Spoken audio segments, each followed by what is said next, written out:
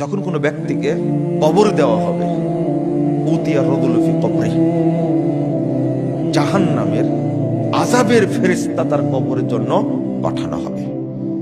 জাহান্নামের যে ফেরেশতা, আযাবের ফেরেশতা পাঠানো হবে কবরে। ফাইদা উতিয়া মিন কিবালে রাসিহি, যখন তাকে মাথার দিক থেকে ঢুকতে বলা হবে, তো মাথার দিক দিয়ে ঢোকো। দাফাআতহু তিলাওয়াতুল কুরআন, তখন ওই আযাবের ফেরেশতাকে কোরআন তেলাওয়াত বাধা দান করবে যে না, এই বান্দা তেলাওয়াত করেছে, আমি কিয়ামত পর্যন্ত এখানে পাহারাদার হিসেবে আছি, তোমাকে ঢুকতে দিব না। কোরআন তাকে বিতাড়িত করবে, ও যুদ্ধ করবে। জাহান্নামের ফেরেশতা যুদ্ধ করবে। দাফাআতহু তিলাওয়াতুল কুরআন, কোরআন তেলাওয়াত তাকে প্রতিরোধ করবে, যা এখান থেকে, তুই কবরে ঢুকতে পারবে না।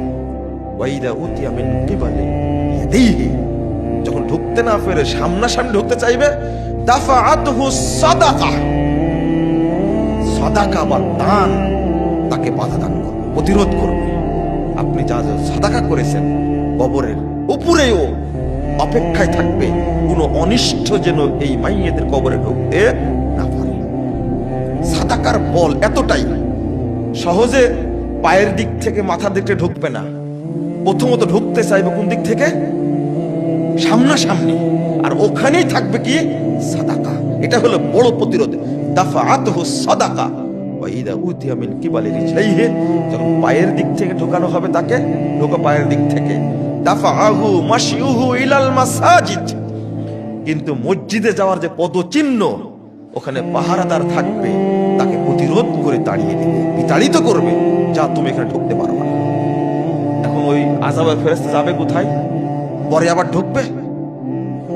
ওয়াসসবরু হাজাজাহু, বিপদ মুসিবতে ধৈর্য ধারণ করেছে, এই সবর তাকে সাথে সাথে বন্দী করে রাখবে, কিয়ামত পর্যন্ত ওই কবরে আযাবের ফেরেশতা আর ঢুকতে পারবে না।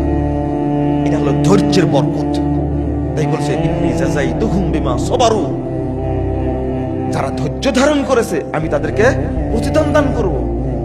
ইন্নামা ইউআফফাস সাবিরুনা বিগাইরি হিসাব, সালাতের ফজিলতের সীমাবদ্ধতা আছে, সিয়ামের ফজিলতের সীমাবদ্ধতা আছে, হজ্জের ফজিলতের সীমাবদ্ধতা আছে, কিন্তু সবিরের ফজিলতের কোনো সীমাবদ্ধতা নাই। বিগাইরি হিসাব, আমি তাকে মানে বিনা হিসাবে অসম্ভব তাকে প্রতিদান দান করব।